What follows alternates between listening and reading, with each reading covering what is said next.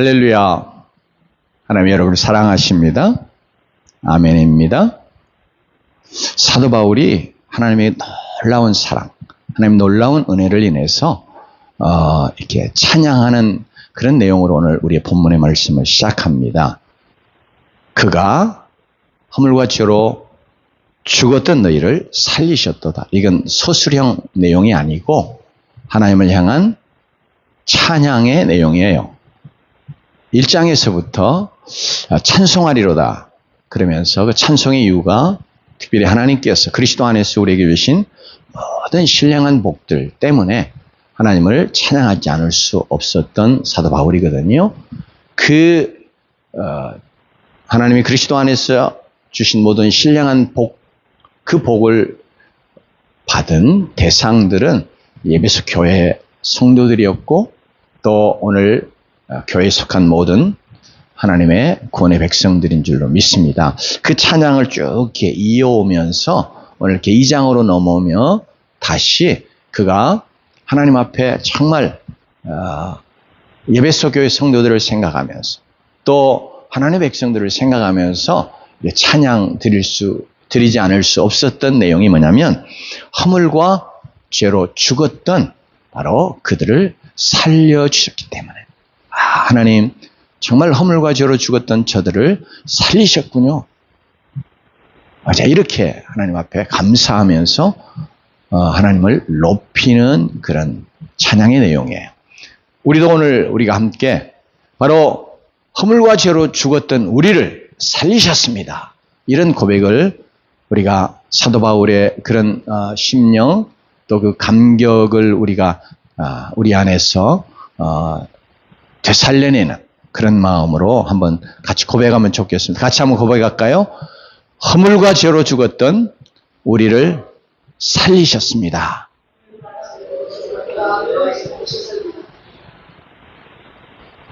다시 한번 할까요? 일치되게 잘 안 된 것 같은데 이렇게 허물과 죄로 죽었던 우리를 살리셨습니다. 아멘. 이게 정말 이게 사도 바울이 너무 이게 감격스러운 거예요. 본인이 이야기한 것처럼 미쁘다 모든 사람이 받을 만한 말이요. 그리스도 예수께서 죄인을 구원하시라고 세상에 임하셨다 하셨도다. 죄인 중에 내가 괴순이라 이런 고백을 디모데전서 1장에 하잖아요. 그러니까 자신이 얼마나 하나님 앞에 흉악한 죄인인지를 생각하고 그런 자기에게 하나님이 구원을 주시고 또 사도로 부르셔서 이 복음을 위하여 구원의 복음을 일할 수 있게 하신 것 너무 하나님의 은혜가 커서 그런 찬양을 드리는 거거든요. 네, 오늘 본문의 내용도 이 허물과 죄, 또 그 가운데 죽었던 그런 영혼들을 생명들을 살려주신 걸 생각하니까 너무 감사한 거예요.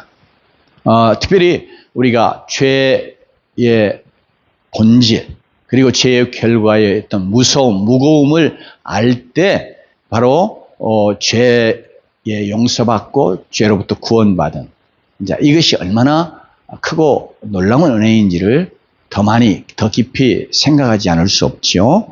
특별히 이 세상에서도 이 잡범들이라고 말하는 이제 경범 좀 무겁게 보지 않는 그런 죄들이 있잖아요. 소매치기랄지 그러면서 이 감옥에 들락날락 하는 사람들은 자기가 크게 잘못하고 있다. 죄가 크다. 이런 인식이 전혀 없어요. 그러죠? 그런데 사형 선고를 받을 만큼 무거운 죄를 범한 사람. 죄는 저에게는 굉장히 강하게 와 있어서 이 사람 이야기를 가끔 하는데 우리 젊은 청년들은 모를지 모르겠어요. 김대두라고 우리나라에서 일어난 가장 흉악범으로 그렇게 이야기돼야지.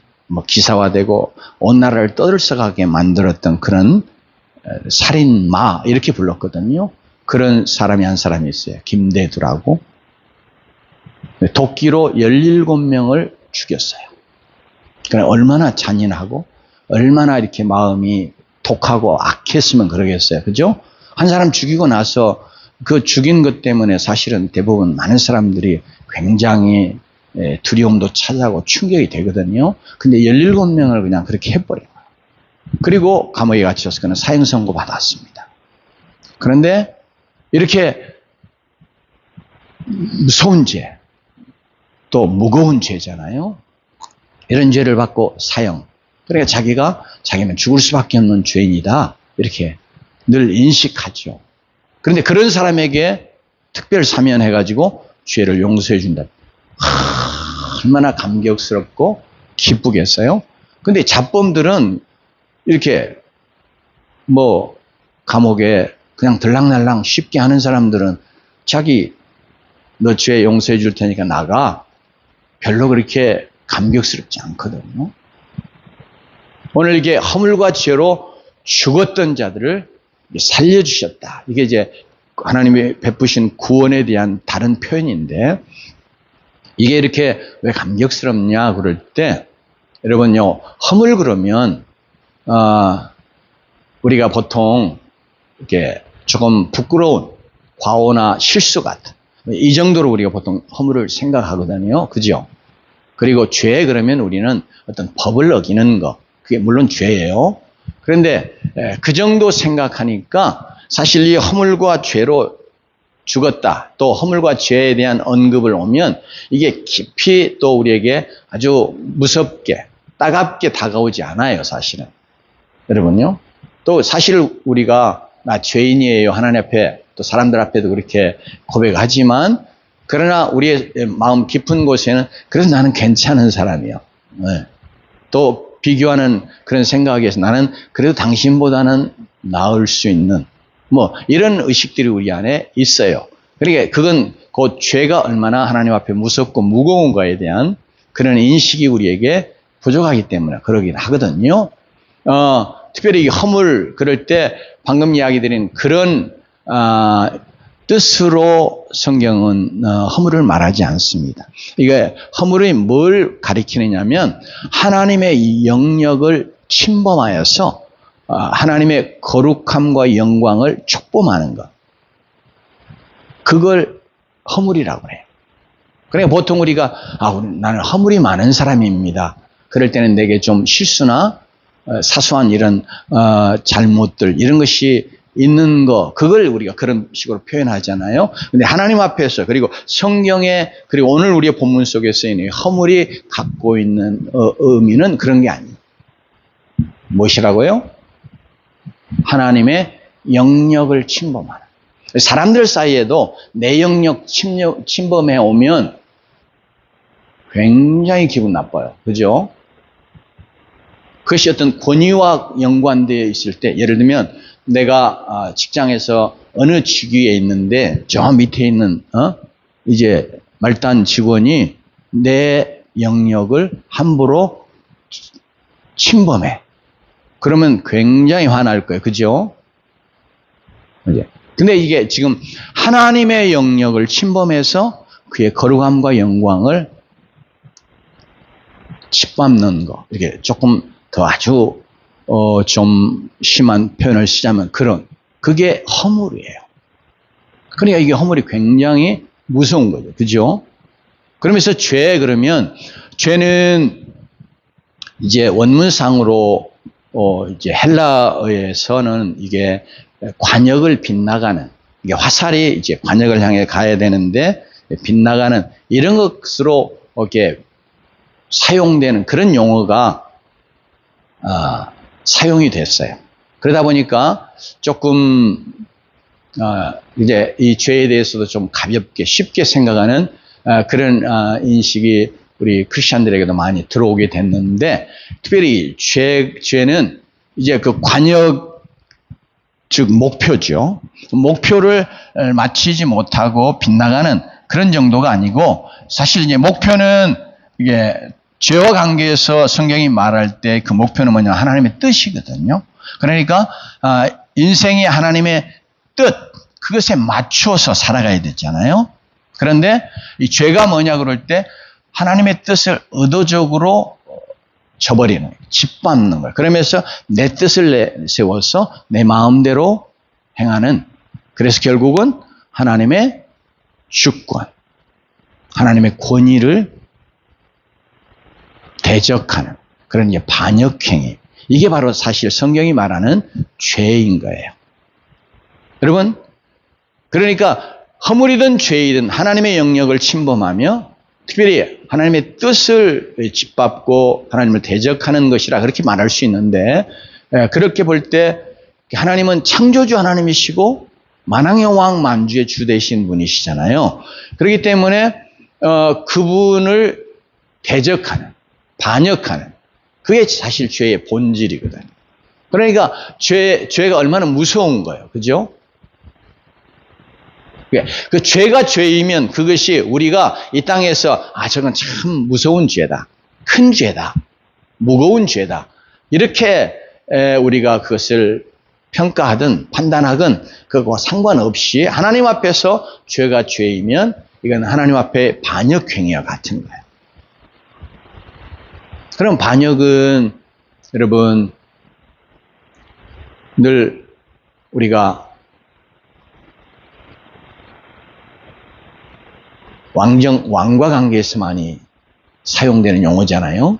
왕정 시대에 반역 그러면 이거 삼족을 멸하는 무서운 죄로 그렇게 여겨지고 그렇게 다스리는 거예요.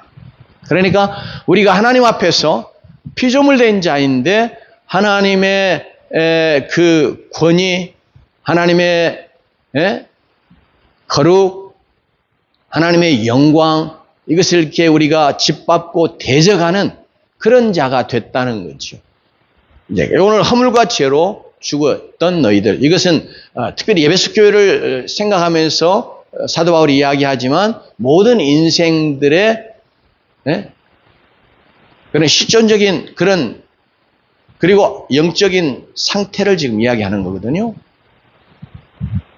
그러니까 하나님 앞에 우리는 마땅히 허물과 죄 때문에 우리는 죽어야 되고 삼족을 멸하는 것처럼 하나님 앞에서 그 죄의 싹은 사망인데 그건 영원한 멸망 지옥의 형벌에 해당하는 걸 성경이 우리 가르치잖아요. 그렇기 때문에 바로 그런 자들, 허물과 죄로 인해서 하나님의 권위, 주권, 하나님의 거룩, 영광을 짓밟고 대적하는 그런 무서운 죄를 범한 인생, 바로 그게 저와 여러분이라는 거예요. 에베소 교회 성도들만 그런 게 아니고, 그래서 그 죄 때문에 죽었다는, 물론 생물학적인 죽음을 이야기하는 건 아니죠. 우리가 너무나 잘 알 수 있죠. 왜냐하면 그 다음에 보면 2절부터 그때 너희는 이렇게 행하며 살았다 하는 걸 이야기하니까 육체적인 삶은 여전히 있는데, 그러니 여기서 죽었다고 하는 건 영적인 죽음을 말하는 것이면서 곧 생명의 주님이신 그 하나님과의 생명적인 관계의 단절, 그로 인해서 실제적으로 결과적으로 온 그 영이 죽는 이런 것을 이야기하고 있습니다. 그러니까 허물과 죄 가운데 있는 자는 누구나 다 죽게 돼 있어요. 이미 죽어 있고, 그리고 이제 영원한 죽음, 영원한 멸망에 이르러 갈 운명에 해당하는 거죠. 특별히 존재가 없는 거 아니에요? 우리 생물학적인 죽음을 이야기할 때는 그냥 숨 끊어지면 죽었다고 그러잖아요. 또 그리고 이제 우리 영혼과 육체로 된 그런 존재이기 때문에 이 영혼과 육이 분리되는, 그걸 이제 우리는 육체의 죽음으로 우리는 알고 있어요. 이제 그런데 이 육체의 죽음을 가지고 우리가 좀 생각해 볼 수 있는 것이 영적인 죽음, 마치 육체적인 죽음은 어떤 자극, 외부 세계에 대해서 전혀 반응하지 못한, 알지 못한, 그렇죠. 그러니까 특별히 영적으로 죽었다 그럴 때는 생명이신, 생명의 주님이신, 그리고 자기를 만들어 생명이 되게 하셨다고 성경은 말하는데, 생명이 되게 하신 그 하나님과 관계가 끊어지고 그 하나님을 모르는 거예요. 알지 못하고 사는 거예요. 그러니까 영적으로 죽었다고 하는 게 증거가 뭐냐 그러면 생명이신 그리고 생명의 주인이신 하나님을 전혀 알지 못해요. 인정하지 않아요. 그분과의 관계가 전혀 없어요. 그러면서 또 어떤 점에서 반응하지 못하는 거예요. 우리 이런 좀 비유적인 표현으로 이렇게 하잖아요. 제가 이제 나이가 들어가니까 조금씩 어떤 때는 젊을 때는 전혀 없었던 그런 이렇게 조금 뭐 마비 증상 뭐 이런 것들이 조금 나타난다 하는 경험들이 가끔 있어요. 그런데 이제 그게 심해져 가지고 예를 들면 이제 어떤 중풍 뇌졸중 같은 게 생기고 중풍 같은 거 생기는 경우 있잖아요. 그러면 이게 팔에 중풍이 왔어요. 그러면 이게 이전에 그게 없을 때는 이게 자유롭게 움직이고 뇌가 명령하는 것을 다 그대로 순응한다고 그럴까요? 그러면서 다 움직이잖아요.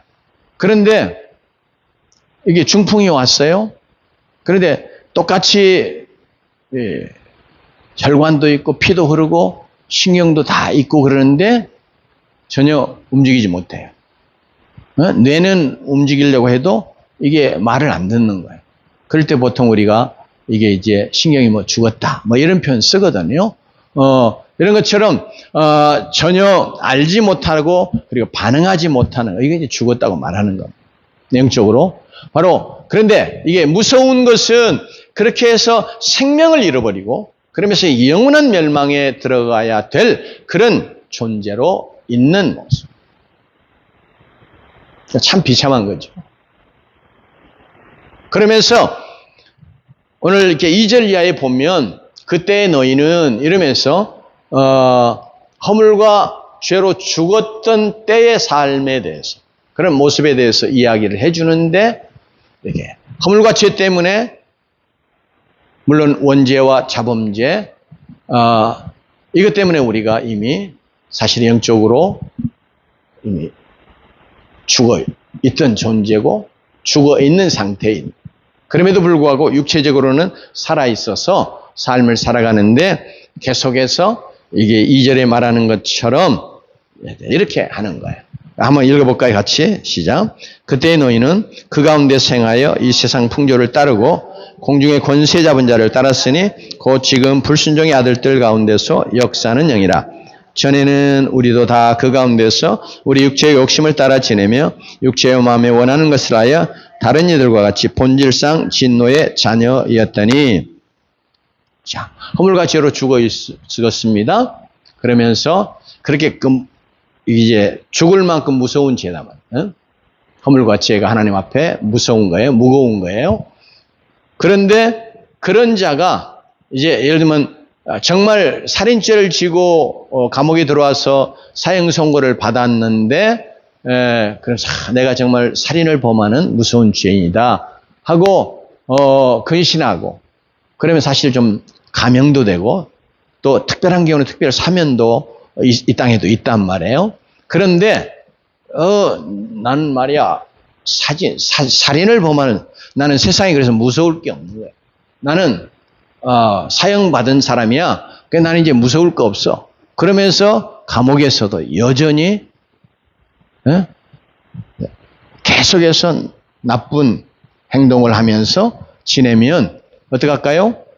그냥 사람들의 그를 아는 그 주변에 또 그를 보고 있는 혹은 교도소에 있는 모든 교도관이나 모든 사람들이 볼 때 굉장히 저놈은 정말 죽어야 마땅한 놈이야. 그러면서 굉장히 분노하는 그런 상황들이 생기지 않겠어요? 이게 2절의 내용이 뭐냐면 우리가 허물과 죄로 죽어 있었어요. 근데 그때에 우리는 계속해서 하나님의 진노를 더 유발시키는 자극하는 그런 모습으로 사는 자들이에요. 그 첫째 모습이 뭐냐 그러면 이 세상 풍조를 따르고 살아요. 네.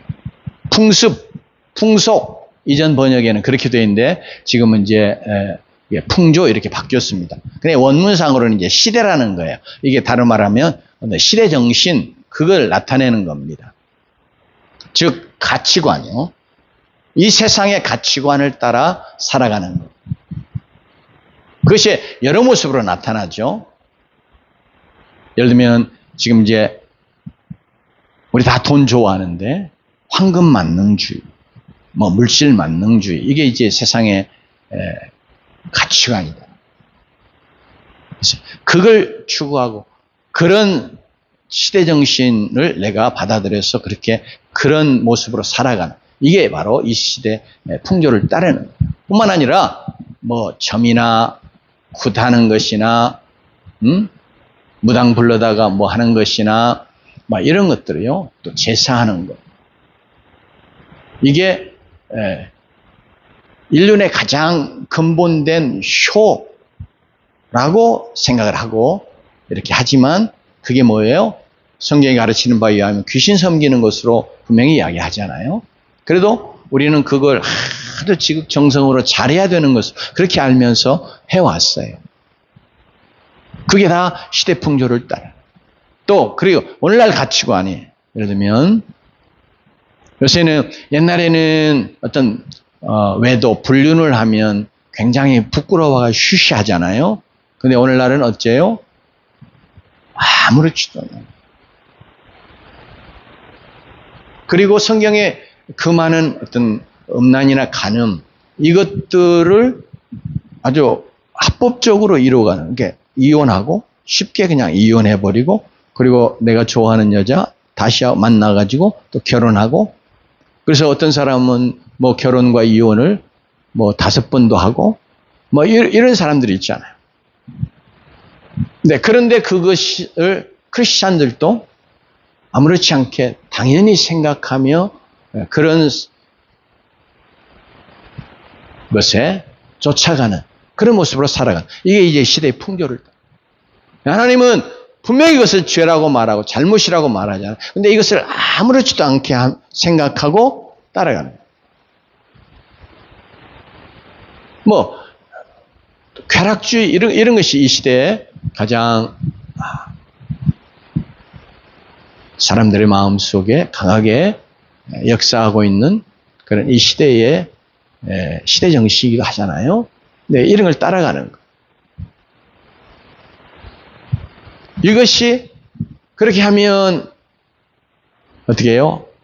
하나님의 진노를 더 계속해서 유발하는, 자극하는. 여기 이제 진노의 자녀라 이렇게 3절에 표현이 되어 있는데 네, 그런 모습들이 계속. 뿐만 아니라 공중의 권세 잡은 자를 따랐다고 말합니다. 공중의 권세 잡은 자, 여러분 물론 이 사단 마귀를 이야기하는 것을 우리가 알죠. 근데 이게 따랐다고 하는 것은 이게 순종하며 가는 거 말합니다. 그의 마귀의 권위를 인정하면서 따라가는 걸 말해요. 그래서 이것을 성경에서는 아비라고 하는 개념을 가지고 이야기합니다. 아비, 이 땅에 있는 자를 너희가 아비라 부르지 말라. 예수님이 그런 말씀하셨는데 그건 우리의 인륜을 주님이 끊어내시는 의도에서 말씀하신 게 아니고 육신의 부모 말고 생물학적인 부모를 부모라 부르지 말라, 아비라 하지 말라 그 말이 아니고 이 땅에 있는 사람들을 아비라. 즉 그때 유대인들에게 있어서 그 아비는 뭐냐면 절대적인 권위를 갖는 그런 존재를 말하는 거예요. 그러니까 아비, 세상에 있는 아비라고 하지 말라고. 그러면 누구만을 아비라고 하라는 거예요? 그리스도. 하나님만 아비라, 아버지라. 즉 하나님만 절대적인 권위로 우리의 삶에 하나님만이 절대적인 권위가 되어야 될 것을 주님이 말씀하시려고 그 이야기 하신 거거든요. 그런데 바로 사단 마귀를 따른다 하는 것이 바로 아비의 권위를 두는 거예요. 그러니까 아비는 절대적인 권위를 잡는 자이기 때문에 그 말대로 따라 행하는. 물론 다른 의미에서도 이야기가 있지만 자, 이게 얼마나 하나님의 마음을 노하게 하는 거냐. 자, 이런 거예요. 하나님만이 진정 우리 아버지죠. 그렇죠? 여러분, 하나님을 진정으로 여러분의 아비로 모셔야 됩니다. 영적인 아버지이시고 특별히 그분이 절대적인 권위자라고 하는 의미에서 나의 아버지, 아비로 모시고 살아가는 여러분 되시길 주님 축원합니다. 이게 하나님이 진정 아비인데 보세요. 이제 우리 결혼을 했는지 안 했는지 잘 모르게 안 한 것 같긴 한데요. 결혼한 사람에서 자녀를 두었어요. 근데 자녀가 자기 아버지를 아빠 하고 좋아하면 얼마나 좋아요. 그죠? 근데 옆집에 마피아 두목 같은 놈한테 가가지고 그걸 아버지라고 그러고 그를 뭐라고 말하면 옆집 아저씨랑 안 하겠죠. 이제 그 일을 아버지라고 부르겠다 그러고 아버지라 실제로 부르고 옆집 그 사람이 이야기하기를 이랬다 그러고 실제 아빠가 말을 하면 늘 그런 식으로 반응한다고 생각해 보세요. 그게 바로 이제 따르는 거거든요. 여기 마귀를 공중의 권세자를 따른다는 것은 하나님 아버지를 아비로 모시고 아버지의 권위를 인정하고 그분 아버지에게 순종하는 자가 아니라 뭐예요? 사단 마귀를 정말 권위로 알고 그를 따르는 이것을 말씀하고 그럼 얼마나 진짜 아버지가 자기 진짜 아들을 대할 때 얼마나 이게 속 터지겠어요? 그죠? 이 자식 낳아 가지고 온갖 고생하며 다 키우고 있는데 자기 아버지가 조금 지 마음에 안 들게 했다고 사실은 대부분 그래서 이리 가겠죠. 옆집 아저씨를 나는 저 사람이 더 좋아. 그러면서 아버지라 부른다. 해보세요. 이게 지금 이 내용이 그런 내용이에요. 그러니까 그렇게 하면 얼마나 복장 터지게 아버지의 마음을 아프게 하고 화나게 하는 것이. 이제 우리가 그렇게 살았다. 혹시 지금도 우리가 그렇게 사는 사람이 돼서는 아니 되겠죠? 정말 우리는 구원받은 하나님의 백성이면 이제 이 예배소 교회를 향해 사는 거죠. 그때에 그런 거죠. 허물과 죄로 죽어 있었던 우리가 살림받기 이전에 그때의 우리의 삶의 모습으로 끝나야지. 지금도 우리가 정말 허물과 죄 가운데서 우리가 살림받은 구원받은 하나님의 백성이라 그렇게 입술로는 우리가 고백하는데 우리의 삶 속에서는 하나님이 나의 아버지 아니시고 사단마귀가 내 삶을 쥐어 흔들고 그래 나는 그 따라 살아가는 이런 모습으로 산다면 우리는 얼마나 하나님의 마음을 아프게 하고 분노를 유발하는 자가 되겠어요? 그래서 우리가 오늘 이 말씀 보면서 우리가 사실 그렇게 살아와. 혹시라도 지금도 내가 그런 모습이었을지 모르는데 하나님이 나 같은 것을 살려주시고 구원의 놀라운 은혜를 베푸셨다는 사실을 우리가 생각하면서 하나님 앞에 감사하고 하나님을 찬송하는 그런 백성들이 되어야 될 줄로 믿습니다. 특별히 또한 여기 마지막에 육체의 욕심을 따라 지내며 육체와 마음에 원하는 것을 하여 이게 이 세상에서는 가장 행복하고 자유로운 삶이라고 우리가 생각하는 내가 하고 싶은 대로 하고 사는 거 그게 가장 행복한 삶이요 또 그게 가장 자유한 삶인 것처럼 이렇게 생각을 하는데 그것이 이거 다 그렇게 하고 사는 거 하나님의 진노받을 그런 자로 살아가는 것임을 우리가 생각하고 바로 그런데 우리가 그렇게 살아왔어요. 지금도 이런 모습이 우리에게 있을 수 있지만 그런데 4절에 이렇게 말합니다. 같이 한번 4절 읽어볼까요? 시작. 긍휼이 풍성하신 하나님이 우리를 사랑하신 그 큰 사랑을 인하여 오늘 이게 본문 속에는 하나님의 사랑의 이렇게 다른 모습이라고 해야 될까요? 그런 것을 나타내는 용어가 다 쓰였어요. 긍휼 또 이제 뒷부분에 나오지만 은혜 이게 다 하나님의 사랑의 다른 모습을 이렇게 우리에게 이야기해 주는 겁니다. 긍휼 그러면 허물과 죄 그리고 이제 2절 3절에서 행하는 이런 삶의 모습 하나님의 진노받을 그런 대상이잖아요. 그러니까 하나님께서 우리의 허물과 죄 우리의 이런 잘못들을 따라서 그대로 하나님이 우리를 대하시지 않는 벌하시지 않는 그런 하나님의 사랑을 긍휼이라고 말해요. 물론 불쌍히 여긴다고 하는 뜻이 있지만 근본적으로는 내가 정말 죄 지었어요? 그러면 그 죄대로 하나님이 내게 대하셔야 되죠. 내가 그 죄의 값을 내가 지불하게 갚으셔야 되죠. 그죠? 근데 그렇게 안 대하는 거예요. 우리 사람 사이에도 누가 나에게 굉장히 안 좋게 손해를 끼쳤어. 또 인격적인 어떤 모독을 가해왔어. 그럼 우리가 대부분 하고 싶은 마음이 뭐예요? 그대로 갚아주고 싶은 마음이 있잖아요. 그런데 그 사람이 나에게 행한 그대로 내가 갚아주지 않는 거. 그냥 불쌍히 여기는 마음 가지고 갚아주지 않는 이제 그런 사랑을 긍휼이라고 말합니다. 오늘 그런 긍휼이 풍성한, 그것도 풍성해서 하나님, 우리가 죄의 싹은 사망이라고 했으니 내게 있는 죄가 그것이 열이면 열 다 그 하나만 해도 뭐예요? 하나님 앞에 죽을 죄다. 사망이. 그런데 하나님은 그렇게 나를 대하지 아니하시고 긍휼이 풍성하셨어? 그러면서도 이건 적극적으로 하나님이 우리를 사랑해 주시는 이렇게 인격적인 그런 사랑, 이게 의지적인 사랑입니다. 특별히 사랑, 이거 의지적인 사랑 이야기하는 거예요. 우리도 그래서 성경에 서로 사랑하라 그럴 때 사실은 우리가 이제 남녀 간에는 감정적으로 이성의 어떤 것들에 우리의 마음이 끌려가지고 사랑하게 되죠. 근데 그렇게 사랑하던 사람도 어떤 상황이 되고, 속 터지는, 뒤틀리는 상황들이 발생하면 이게 사랑 어디 다 날아가 버리고 미움의 생각들이 막 차잖아요.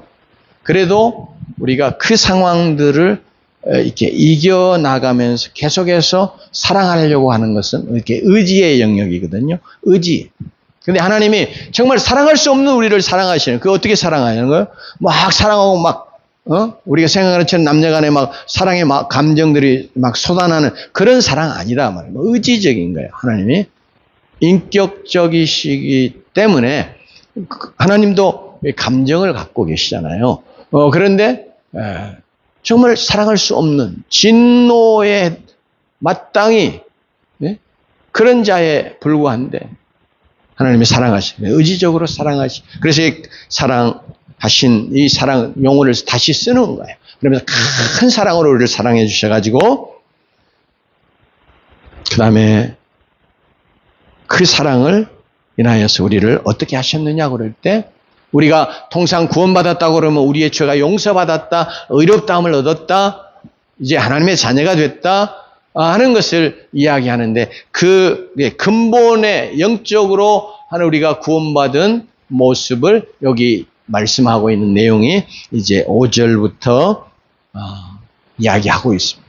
그래서 오늘 이 말씀 생각하면 이제 시간이 또 많이 가니까 5절, 6절, 7절까지만 읽고 오늘 마무리하려고 합니다. 같이 한번 5절, 6절, 7절 말씀 봉독하십시다. 시작. 허물로 죽은 우리를 그리스도와 함께 살리셨고 너희는 은혜로 구원을 받은 것이라. 또 함께 일으키사 그리스도 예수 안에서 함께 하늘에 앉히시니 이는 그리스도 예수 안에서 우리에게 자비하심으로써 그 은혜의 지극히 풍성함을 오는 여러 세대에 나타내려 하심이라. 네. 다 모든 게 이제 허물과 죄 가운데, 근데 여기 때는 이제 뭐예요? 전부 그리스도와 함께, 그리스도 안에, 이렇게. 그리스도와 함께 우리를 살려주셨어요. 이건 이제 영적으로 죽어있던 우리를, 우리의 영이 살아나게 하시는 것과 관계되어 있고, 근데 그 살리실 때는 부활의 생명으로 우리를 살리시는 거거든요. 그래서 우리는 이제 완전한 부활, 영광스러운 부활은 우리 주님이 재림하실 때 우리에게 이루어질 것이지만 우리가 거듭난다고 말할 때 그것은 새로운 생명으로 난다. 즉 하늘의 생명으로 난다. 성령에 의해서 새로운 생명을 받아 난다 하는 말이거든요. 그런데 그 생명은 예수 그리스도와 함께 살리시는 거예요. 즉 그리스도에게 부여된 부활의 생명으로 우리를 살리시는 거예요. 그러니까 우리의 영은 살아났습니다. 그러면서 어때요? 부활의 생명으로 산 자 되었습니다. 그렇기 때문에 우리는 예수 믿음으로 인해서 예수님 말씀하신 것처럼 죽어도 다시 산다고 하는 것처럼 우리는 죽지 않고 영원히 사는 존재가 되었습니다. 이 일을 어떻게 이루시느냐? 성령이 우리 안에서 이루시는 거거든요. 근데 우리가 죄와 허물로 죽은 이 더럽고 추한 부정한 하나님의 진노받을 수밖에 없는 존재 안에 성령이 우리 안에 오시려면 우리에게 하나님의 진노를 일으키는 뭐가 없어져야 돼요? 죄가 해결. 그렇기 때문에 하나님이 그리스도로 말미암아 우리의 죄값을 지불하시며 십자가에 대속의 제물로 죽게 하시고 그래서 우리의 죄가 다 용서받고 죄가 우리에게서 다 제하여지게 하시고 그러면서 도리어 우리는 의롭다함을 얻게 하시는 놀라운 역사를 그리스도를 통해서 이루셨다. 그러면서 성령이 우리 안에 들어오셔서 우리를 다시 살리시고 그러면서 성령이 우리 안에 함께 계시면서 여기 보면 다시 일으키시고 이것도 부활의 내용을 이야기하는 것이면서 동시에 이것은 이렇게 올리시는 것과 관계해서 예수 그리스도와 관계에서 생각하자면 승천하신 것처럼 이렇게 높이시는 걸 이야기해요. 그러면서 이 말씀이 어디까지 높이셨냐 그러면 그리스도 예수 안에서 함께 하늘에 앉히시니. 그리스도가 지금 부활하신 다음에 어디 가셨어요? 하늘 보좌에 가셨잖아요. 하늘에 앉히셨다고 하는 하나님 보좌 우편에 앉으셨다고 우리가 신앙 고백할 때 고백했는데 그것은 그의 놀라운 통치와 권위와 능력을 행사하시는 분으로 계시는 건 말한. 그래서 우리는 오늘 말씀 우리에게 주시는 구원은 그리스도와 함께 우리를 살려주시고 일으키시고 그리고 하늘의 보좌에 함께 앉히신 바 되는 것을 말하고 있습니다.